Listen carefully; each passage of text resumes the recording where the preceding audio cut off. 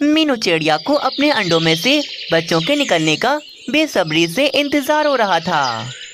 जल्दी से बाहर आ जाओ मेरे बच्चों, मम्मा आपकी बहुत इंतजार कर रही हैं। 2 दिन ऐसे ही बीत जाते हैं।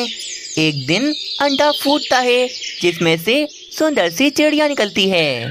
मम्मा मम्मा मेरी मम्मा। फिर तभी दूसरा अंडा भी फूटता है जिसमें से एक सुंदर सी चिड़िया निकल जाती है। मीनू चिड़िया तो अपनी दोनों सुंदर बेटियों को देखकर बहुत ज्यादा खुश हो रही थी। 2 अंडे तो टूट गए, पर ये तीसरा वाला अंडा क्यों नहीं टूट रहा? मीनू चिड़िया काफी देर इंतजार करती है पर वे अंडा तो फूट ही नहीं रहा था। रात होने को थी तभी अचानक तीसरा अंडा भी जोर जोर से हिलने लगता है और वे अंडा फूट जाता है जिसमें से नन्ही सी चिड़िया निकलती है पर जिसका कद बहुत ज्यादा छोटा था। ये क्या, मेरी दोनों बेटियां तो बिल्कुल ठीक हैं, पर ये तीसरी वाली बेटी का कद इतना छोटा क्यों है? मीनू चिड़िया कुछ परेशान हो जाती है पर वे प्यार तो तीनों बेटियों से बिल्कुल बराबर ही करती है। तुम्हारा नाम है रानो चिड़िया और तुम्हारा नाम है बानो चिड़िया और मेरी सबसे छोटी बेटी का नाम है सोनू चिड़िया। मीनू चिड़िया अपनी तीनों बेटियों को बहुत पसंद करती थी परंतु दोनों बहनें सोनू चिड़िया को बिल्कुल भी पसंद नहीं करती थीं क्योंकि उसके छोटे कद की वजह से उसकी दोनों बहनें उसका हर वक्त मजाक उड़ाती रहती थीं। बच्चों, मैं भोजन लेने जा रही हूँ। रानो, तुम घर की सफाई कर लेना और बानो तुम बर्तन साफ कर लेना। और मम्मा, मैं क्या करूँगी? बेटा, जब मैं भोजन लेकर आ जाऊंगी तो आप मेरे साथ मेरी मदद करना। मीनू चिड़िया अपनी बेटियों को काम सौंपकर भोजन लेने चली जाती है। मैं तो इतनी सुंदर चिड़िया हूँ, अगर मैं घर की साफ सफाई करूँगी तो धूल मिट्टी से मैं काली हो जाऊंगी। ना बाबा ना, मैं नहीं करने वाली सफाई। मेरे पर तो बहुत सुंदर हैं, परंतु बर्तन धोने से मेरे पर पानी में भीगकर खराब हो जाएंगे। ना बाबा ना, मैं भी नहीं धोने वाली बर्तन। पर बानो, अगर हमने काम ना किया तो मम्मा तो आकर हमें बहुत डांटने वाली हैं। चिंता ना करो रानो बहन, सारे काम भी हो जाएंगे और हमें कुछ करना भी नहीं पड़ेगा। जरा देखो तो हमारी प्यारी सोनू चिड़िया को। वाह वाह, क्या सोच है तुम्हारी। चलो अपने सारे काम इस छोटी सी चिड़िया से करवाते हैं। सोनू चिड़िया इधर आओ, जल्दी से इधर आओ, पूरे घर की साफ सफाई करो, कितना गंदा हो रहा है घर। परंतु दीदी, मम्मा ने तो सफाई की जिम्मेदारी रानू को दी है। बहुत जबान चल रही है तुम्हारी, तो मैं तुम्हें अभी बताती हूँ। रानो चिड़िया अपनी छोटी बहन को अपने परों से जोर जोर से मारती है। बेचारी सोनू चिड़िया झाड़ू उठाती है और पूरे घर की साफ सफाई करने लगती है। थोड़ी देर में जब मीनू चिड़िया आती है तो सोनू चिड़िया डर के मारे मीनू चिड़िया को कुछ नहीं बताती। अरे वाह, मेरी दोनों बेटियों ने घर को तो बिल्कुल साफ कर दिया। समय ऐसे ही गुजरता गया। तीनों बेटियां अब काफी बड़ी हो गई थीं। सोनू चिड़िया तो हर समय काम करती रहती थी जिस कारण वे काफी ज्यादा फुर्तीली थी।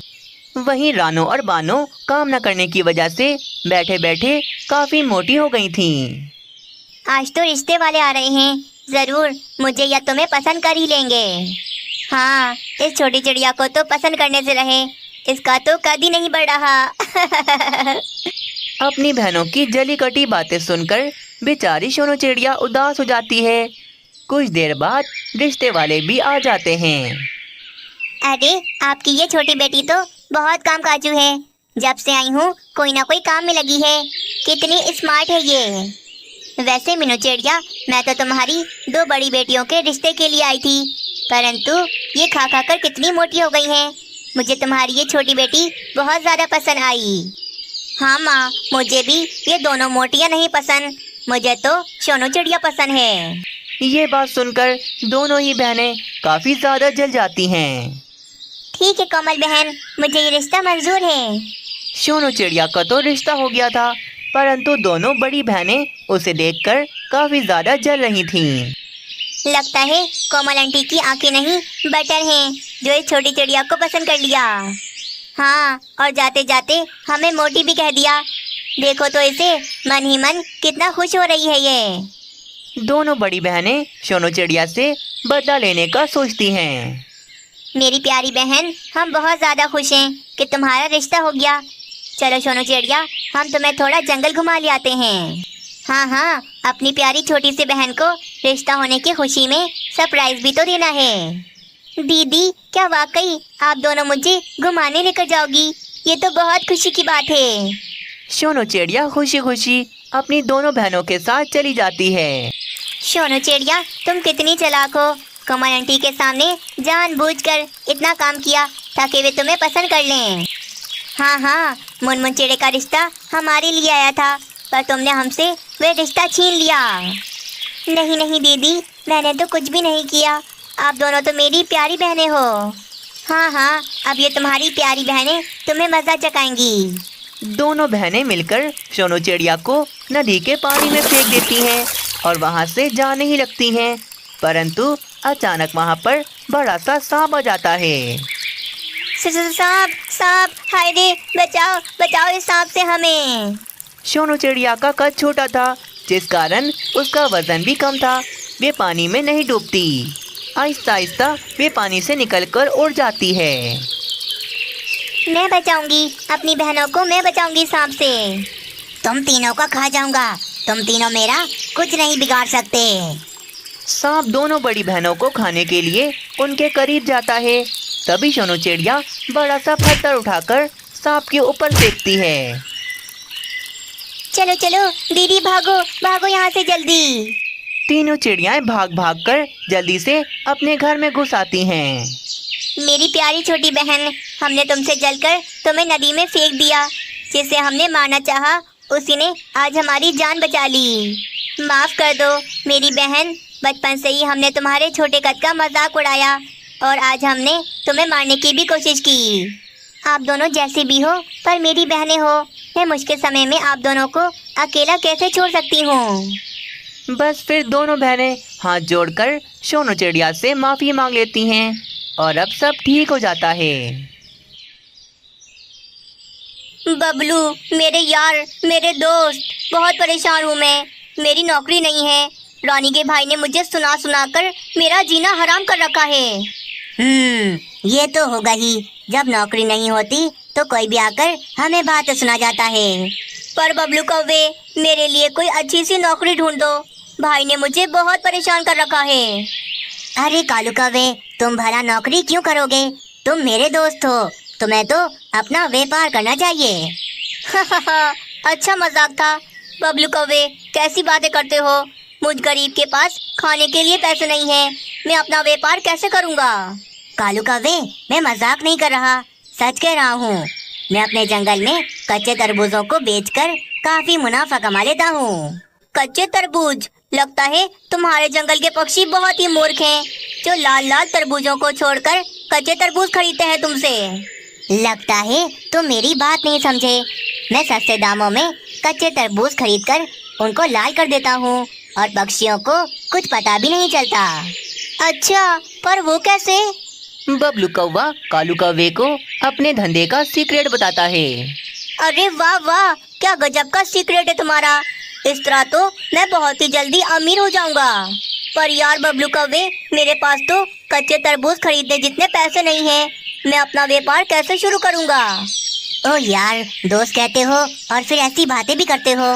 तुम्हारा ये दोस्त तुम्हारे कब काम आएगा? कालू कौवे, तुम मुझसे उधार पर पैसे ले लो और अपना कारोबार शुरू करो। बबलू कौवा अपने दोस्त कालू कौवे को उधार पर पैसे दे देता है। बस पैसे मिलते ही कालू कौवा दूसरे जंगल कच्चे तरबूज खरीदने चला जाता है और दूसरे जंगल में आकर वे तरबूजों की बड़ी दुकान से कच्चे कच्चे तरबूज खरीद लेता है। अब मैं इन कच्चे तरबूजों को बेचकर बहुत अमीर हो जाऊंगा और अपनी रानी को खुश कर दूंगा। रोजाना अपनी रानी को स्वादिष्ट स्वादिष्ट भोजन खिलाऊंगा। कालू कौवा वे सारे कच्चे तरबूज गाड़ी पर रखकर अपने जंगल ले जाता है। कालू जी, आप पागल तो नहीं हो गए जो इतने सारे कच्चे तरबूजों को उठाकर यहाँ घर पर ले आए? और आपके पास पैसे कहाँ से आए? रानी रानी, अब तो खुश हो जाओ, तुम्हारा पति कालू अपना खुद का धंधा शुरू करने वाला है। सत्यानाश! कालू जी, अगर आप पक्षियों को ये कच्चे कच्चे तरबूज बेचोगे तो देखना सब पक्षी मिलकर आपको बहुत मारेंगे। किसने कहा कि मैं ये कच्चे तरबूज बेचूंगा? मैं तो पक्षियों को लाल लाल तरबूज बेचूंगा। रानी, ये देख रही हो ना इंजेक्शन, ये लाल रंग वाला इंजेक्शन मैं सभी तरबूजों में लगा दूंगा। देखना, सारे तरबूज बिल्कुल लाल लाल हो जाएंगे। क्या सच में ऐसा होगा? क्या सच में सारे तरबूज लाल लाल हो जाएंगे? अगर ऐसा हो गया तो हमें तो बहुत मुनाफा मिलेगा। फिर कालू कौवा वे लाल रंग वाला इंजेक्शन एक तरबूज में लगा देता है। मुझे तो यकीन नहीं हो रहा कालू जी कि ये तरबूज सच में अंदर से लाल होगा। एक मिनट, मैं इसे काट कर देखती हूँ। रानी कौवी फिर ये देखने एक तरबूज को काटती है। वे तरबूज तो सच में अंदर से पूरी तरह से लाल था। अरे वाह, मैं सफल हो गया रानी। अब मैं रोजाना सस्ते दामों में ये कच्चे तरबूज खरीद कर लाऊंगा और इन्हें लाल करके पक्षियों को बेचूंगा। अगले दिन सुबह कालू कौवा किराए के ठेले पर वे सारे तरबूज रखकर बैठ जाता है। लाल है, अंदर से बिल्कुल लाल है। आ जाओ, लाल लाल तरबूज ले जाओ। कालू कौवे की आवाज सुनकर कुछ पक्षी वहाँ पर आ जाते हैं। वाह कालू कौवे, आखिरकार तुमने अपना व्यापार शुरू कर ही दिया। करना ही पड़ेगा ना मीनू चिड़िया। पुरुष पक्षी घर में बैठे बैठे अच्छे नहीं लगते, इसीलिए मैंने अपना व्यापार शुरू कर दिया। बिल्कुल ठीक किया कालू कौवे। अब देखना, रानी कौवी तुमसे बहुत ज्यादा खुश रहेगी। कालू कौवे, तुम जोर जोर से आवाजें तो लगा रहे हो, पर क्या सच में तुम्हारे तरबूज अंदर से लाल हैं? तोते, मैं कालू कौवा हूँ, हमेशा अच्छी चीजें ही बेचता हूँ। तुम आँख बंद करके ले जाओ, तरबूज मेरे बहुत लाल हैं। ठीक है फिर कालू कौवे, मुझे एक तरबूज दे दो। मुझे भी बहुत पसंद है लाल तरबूज। कालू कौवे, मुझे भी दे दो एक तरबूज। वे तीनों पक्षी कालू कौवे से एक एक तरबूज खरीदकर अपने अपने घर चले जाते हैं। आज तो सुबह से ही कालू कौवे का अच्छा खासा मुनाफा होने लगा था। देखो रानी, आज पहले ही दिन में मैंने कितने सारे पैसे कमा लिए। देखना, कुछ ही महीनों में मैं पूरे जंगल का सबसे ज्यादा अमीर पक्षी बन जाऊंगा। उसके अगले दिन भी कालू कौवा पक्षियों को बेवकूफ बनाकर वे लाल इंजेक्शन वाले तरबूज बेच रहा था। फिर इस तरह दिन गुजरते हैं और आहिस्ता आहिस्ता पूरा एक महीना गुजर जाता है। कालू जी, आपके व्यापार का सुनकर भाई बहुत ज्यादा खुश हुए। वे आ रहे हैं आपसे मिलने आज शाम को। आने दो तुम्हारे चालाक भाई को, उसे भी दिखाऊंगा कि मैंने एक महीने के अंदर कितने सारे पैसे कमा लिए। अच्छा, ठीक है कालू जी। भाई को ना मीठे मीठे तरबूज बहुत पसंद हैं। अब मैं भाई को ये इंजेक्शन लगे हुए तरबूज तो नहीं खिला सकती।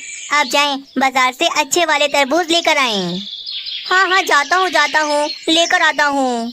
कालू कौवा फिर अच्छे वाले लाल तरबूज लेने के लिए दूसरे जंगल चला जाता है और वे दूसरे जंगल में आकर एक दुकान से अच्छा वाला लाल तरबूज खरीद लेता है। अरे, ये कालू कौवा तो खुद तरबूज बेचता है, तो फिर यहाँ इस दुकान से ये तरबूज क्यों खरीद रहा है? मीनू चिड़िया भी कुछ सामान लेने दूसरे जंगल आई हुई थी, पर वे कुछ समझ नहीं पाती। वे आगे सब्जियां लेने चली जाती है। जब वे थोड़ा आगे आती है तो वे देखती है एक दुकान पर कच्चे तरबूज बिक रहे हैं और उस दुकान पर पक्षियों की भी काफी भीड़ है। कौन है ये बेवकूफ पक्षी जो कच्चे कच्चे तरबूज खरीद रहे हैं? उन सब पक्षियों के जाते ही मीनू चिड़िया उस दुकान पर आती है। पक्षी जी, आप ये कच्चे तरबूज क्यों बेचते हो? और मेरे तो समझ में नहीं आती, ये कच्चे तरबूज खरीदने आपके पास इतने सारे पक्षी क्यों आते हैं? मीनू चिड़िया, तुम मुझे हल्के में ले रही हो। मेरे ये कच्चे तरबूज बेकार नहीं हैं। जिस पक्षी को अपना तरबूजों का कारोबार शुरू करना होता है वो मुझसे आकर ये कच्चे तरबूज ले जाता है। मैं कुछ समझी नहीं, आप क्या कहना चाह रहे हो? मीनू चिड़िया, तुम भी अपना तरबूजों का कारोबार शुरू कर दो, क्योंकि बहुत से पक्षी मुझसे ये कच्चे तरबूज खरीद कर ले जाते हैं और इनमें लाल रंग का इंजेक्शन लगा देते हैं ताकि तरबूज पूरा लाल हो जाए अंदर से। हाय रे, ये तो धोखा है। इससे तो पक्षियों की जान को खतरा भी हो सकता है। हाँ, पर आजकल ये सब कौन सोचता है, सबको तो बस पैसों की पड़ी है। मीनू चिड़िया अब सब समझ गई थी कि कालू कौवा भी पक्षियों को इंजेक्शन वाले तरबूज ही बेच रहा है। तभी तो मैं सोचूं, कालू कौवे के तरबूज बाकी तरबूजों से इतने लाल क्यों होते हैं? कालू कौवा तो बहुत गलत कर रहा है ये। मीनू चिड़िया फिर फौरन वापस अपने जंगल चली जाती है। महल पहुंचकर मीनू चिड़िया सबसे पहले वे सारी बात मिट्ठू महाराज को बताती है। क्या इंजेक्शन वाले तरबूज? अरे बाप रे, मैं तो कालू कौवे के तरबूज आए दिन खाता ही रहता हूँ। महाराज, कालू कौवा बहुत गलत कर रहा है, आपको रोकना होगा कालू कौवे को। हाँ, पर मीनू चिड़िया, हमारे पास कोई सबूत नहीं है, हम कालू कौवे पर ऐसे कोई इल्जाम नहीं लगा सकते। मिट्ठू महाराज, सबूत अभी मिल जाएगा, आप बस कालू कौवे के पास से एक तरबूज मंगवाएं अभी। उल्लू सैनिक, जाओ जाकर कालू कौवे के पास से एक तरबूज लेकर आओ। उल्लू सैनिक फिर चला जाता है। थोड़ी देर में वे कालू कौवे के पास से एक तरबूज खरीद कर ले आता है। हाँ मीनू चिड़िया, अब बताओ तुम क्या करने वाली हो? मीनू चिड़िया फिर पानी से भरा टब मंगवाती है और उस पानी में तरबूजों को काट कर रख देती है। महाराज, अब देखते जाएं टब का पानी कैसे लाल होता है। रंग वाले तरबूजों को पानी में डालते ही तरबूजों का रंग पानी में फैल जाता है और पानी का रंग बिल्कुल लाल हो जाता है। मीनू चिड़िया, तुम तो ठीक कह रही हो, कालू कौवा तो सच में तरबूजों में इंजेक्शन मिला रहा है। सैनिकों, जाओ अभी के अभी कालू कौवे को पकड़ कर लेकर आओ और कालू कौवे के वे सारे इंजेक्शन वाले तरबूज पानी में फेंक दो। महाराज का हुक्म सुनते ही वे दोनों सैनिक कालू कौवे के पास चले जाते हैं। एक सैनिक कालू कौवे को फौरन पकड़कर महल ले जाता है और दूसरा सैनिक कालू कौवे के वे सारे बेकार तरबूज पानी में बहा देता है। कालू कौवे, तुमने मेरे जंगल के पक्षियों की सेहत के साथ खेला है, तो मैं तुम्हें माफ नहीं करूंगा। सैनिकों, ले जाओ इस कालू कौवे को पूरे 5 सालों के लिए बंदी बना दो। कालू कौवा फ्रॉड करने के इल्जाम में पूरे 5 सालों के लिए बंदी बना दिया जाता है। प्यारे दोस्तों, इस कहानी से हमें ये सीख मिलती है, हम चाहें जितना भी गलत काम कर लें, पर एक ना एक दिन हम पकड़े ही जाते हैं। मीनू चिड़िया के बिल्कुल बराबर में कोमल चिड़िया का घर था। मीनू चिड़िया और कोमल चिड़िया आपस में काफी अच्छी दोस्त थीं। वैसे कितनी सुंदर है कोमल चिड़िया, अगर वे सुंदर चिड़िया मेरी पत्नी बन जाए तो मेरे तो भाग्य ही खुल जाए। पूरे जंगल में सबसे ज्यादा सुंदर पत्नी होगी मेरी। काश कि ऐसा हो जाए कि कोमल चिड़िया और मेरी शादी हो जाए। अरे मुनमुन चिड़े, ये तुम कब से किससे बातें करे जा रहे हो? यहाँ तो मुझे कोई नजर नहीं आ रहा। अरे कोमल चिड़िया, तुम कब आई यहाँ पर? मैं तो बस तुम्हें ये बताने आई थी कि मीनू चिड़िया तुम्हें अभी अपने घर पर बुला रही है। इतना कहकर कोमल चिड़िया वहाँ से चली जाती है। बाल बच गया। अगर कोमल चिड़िया ने कुछ सुन लिया होता तो मेरा क्या होता। मुनमुन चिड़ा भी फिर मीनू चिड़िया के घर चला जाता है। ये लो मुनमुन चिड़े, तुम्हारे पसंद के चावल बनाए हैं मैंने, खाओ खाओ मजे से खाओ। वाह, बहुत बहुत शुक्रिया तुम्हारा मीनू चिड़िया। वैसे मुनमुन चिड़े, बस अब बहुत हो गया, तुम भी किसी अच्छी सी चिड़िया से शादी कर लो ताकि वो भी हमें दावत पर बुलाए और मजे मजे के भोजन खिलाए। हाँ मीनू चिड़िया, मैं भी यही सोच रहा हूँ, बहुत जल्द मैं किसी चिड़िया से शादी करने वाला हूँ।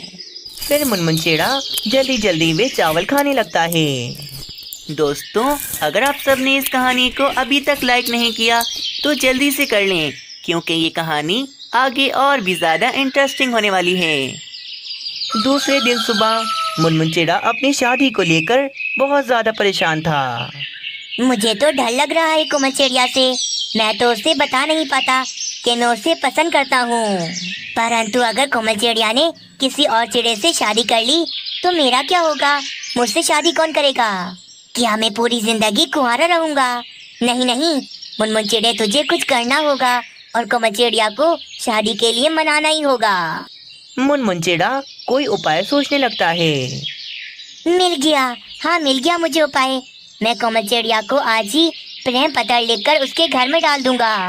देखना, वे मेरा प्रेम पत्र पढ़ के फौरन से राजी हो जाएगी और मुझसे शादी कर लेगी।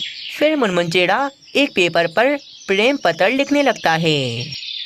हो गया, लिख दिया मैंने प्रेम पत्र। चलो अब एक बार पढ़ लेता हूँ इसे।